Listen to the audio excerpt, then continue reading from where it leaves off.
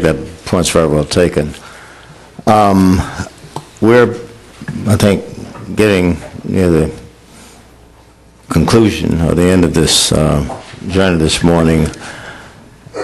I guess what strikes me is that this is, in my opinion, the most healthy discussion that we've had on this very, very contentious and difficult issue.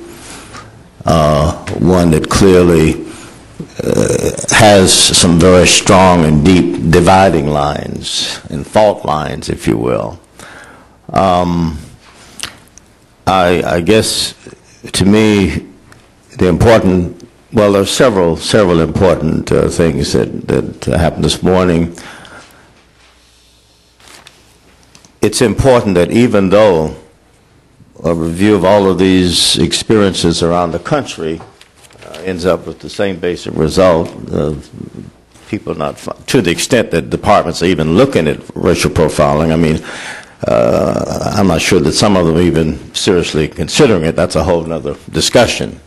But to the extent that some have concluded that, you know, the investigations concluded that they were unfounded, it's important that we not conclude or allow that to become a self-fulfilling prophecy.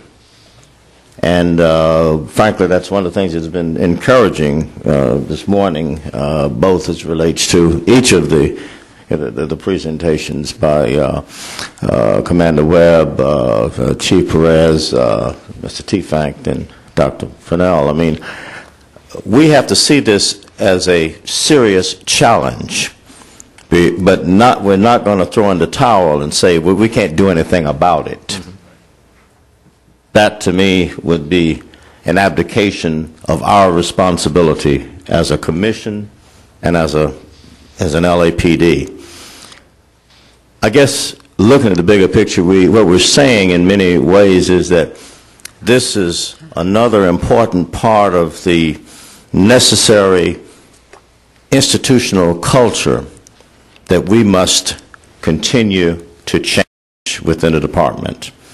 We've made considerable progress in many areas, but this is one of those areas where we still have not gotten to the finish line.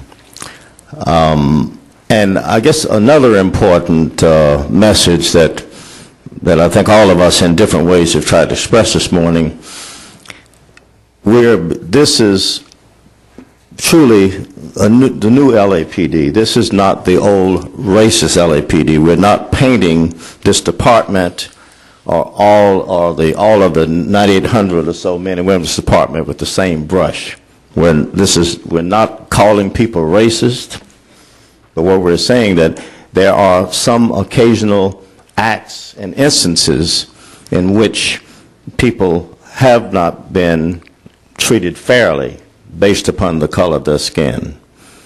So we have to get a handle about it, a handle on it, and as objectively and as fairly.